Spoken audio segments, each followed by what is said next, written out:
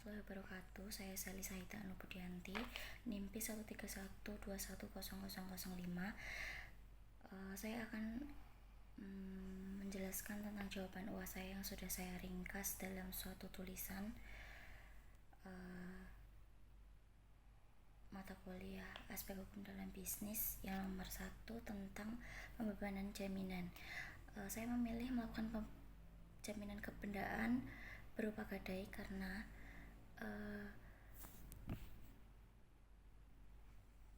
berutang sebanyak 10 juta rupiah itu jaminan yang dilakukan dengan cara BPKB motor dengan cara pembayaran berangsur selama 5 bulan. Kenapa saya memilih BPKB motor yang saya jaminkan itu karena jika BPKB yang dijaminkan, maka motor masih bisa dipakai untuk mencari nafkah atau mencari uang untuk kemudian untuk melakukan pelunasan hutang.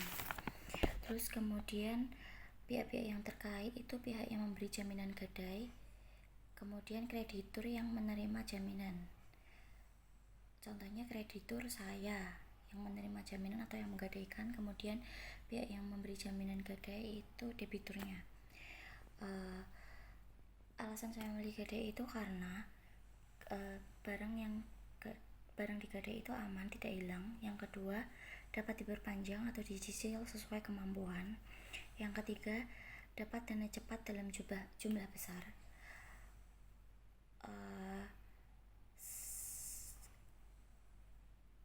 Sesuai dengan pasal 1155 dan 1156 KUHP Perdata dapat dilakukan eksekusi langsung atau harus minta putusan pengadilan terlebih dahulu. Kemudian cara melakukan gadai yaitu dengan cara mengisi formulir, kemudian kartu identitas dan barang gadai, kemudian menaksir barang itu maksudnya barang ini nanti bisa digadai dengan nominal berapa gitu. Terus kemudian pembuatan SPK yang berisi tentang informasi pinjaman, taksiran barang tadi sejumlah uangnya berapa gitu. Terus yang terakhir ada pinjaman tunai berisi penjelasan tentang jatuh tempo kredit. Untuk kemudian ini saya akan menjawab soal nomor 3 tentang sengketa bisnis yang saya cari di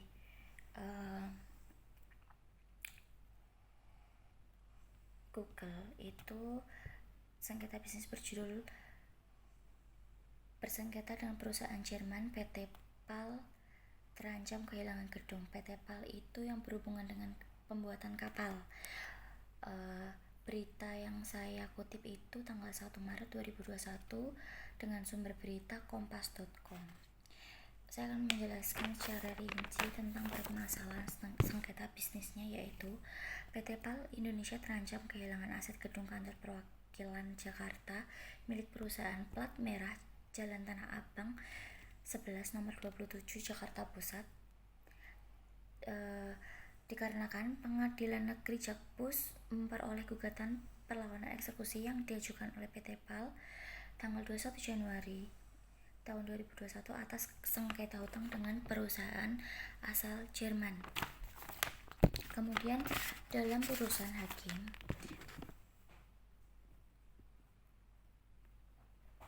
Pengadilan Negeri Jakarta Pusat menyatakan kalau bantahan yang diajukan PT PAL itu sering diajukan bahkan sampai 3 kali permohonan pokok permasalahan yang sama.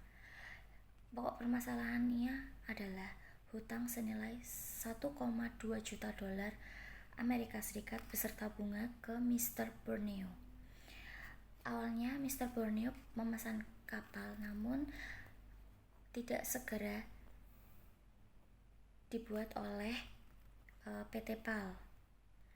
Maka dari itu Mr. Borneo menggugat dan membawa masalah ke forum arbitrase yang ada di negaranya supaya PT PAL mau membayar kewajiban beserta bunga, namun PT PAL tidak memenuhi kewajibannya. Maka Mr. Borneo mengambil keputusan hukum formal melalui Pengadilan Negeri Jakarta Pusat. Yang selanjutnya, tahun 2014 atas permohonan sita dieksekusi diajukan oleh Mr. Borneo.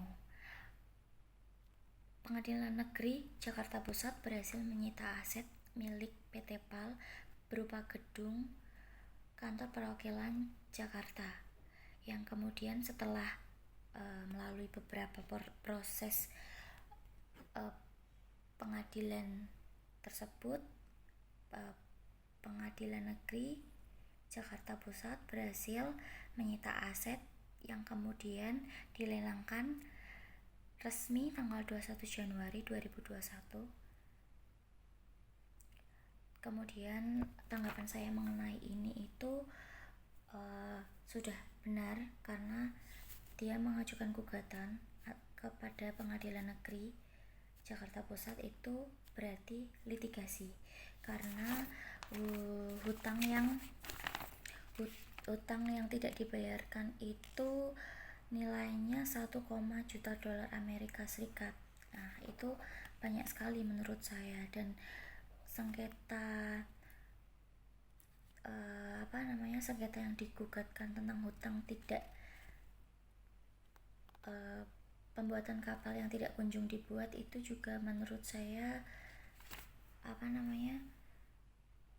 sangat berat ya, dan itu bisa diajukan ke Pengadilan Negeri karena sudah ada perjanjian di antara Mr. Borneo dengan PT PAL tersebut. Nah, kemudian yang nomor 4 tentang paper yang kelompok saya buat, yaitu dengan judul Perusahaan Abdi Sentosa mengalami kepailitan di masa pandemi dengan alasan perusahaan tersebut berhubungan dengan pembuatan plastik disertai masa pandemi dan ada beban hutang belum membayar pabrik baru atau bangunan baru. Dengan proses kepailitannya, yaitu perusahaan mengalami pailit karena penurunan pendapatan akibat pandemi dan program pemerintah tentang pengurangan plastik sehingga tidak dapat membayar hutang berupa pembelian bangunan atau pabrik baru. Kemudian mengajukan permohonan pailit dengan melunasi hutang bangunan dengan cara menjual pabrik utama. Berarti ini menggunakan cara likuidasi atau penjualan aset atau harta perusahaan. Nah, baru setelah itu permohonan pailit diterima atau dinamakan perdamaian. Pihak yang berkedudukan sebagai debitur itu owner, pemilik pabrik atau bangunan baru. Kemudian krediturnya adalah owner perusahaan Abdi Sentosa. Menurut saya, setelah paper dibuat, saya juga belajar mengenai PKPU dan kepailitan lebih dalam, dan kemudian bisa menjadi pembelajaran atas masalah yang terjadi. Kontribusi saya atau peran saya terhadap tugas ini itu saya membuat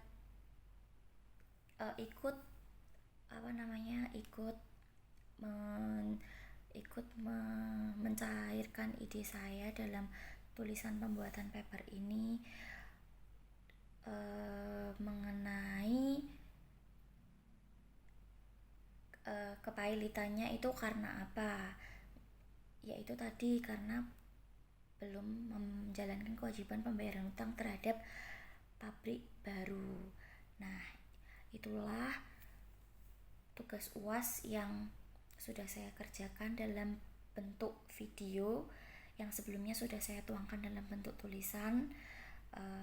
Kurang lebihnya saya mohon maaf. Semoga setelah ini saya lebih bisa menyusun kata-kata dan menyusun tugas dengan baik. Terima kasih atas pembelajaran dosen pengampu saya mengenai matkul aspek hukum dalam bisnis. Terima kasih. Wassalamualaikum warahmatullahi wabarakatuh.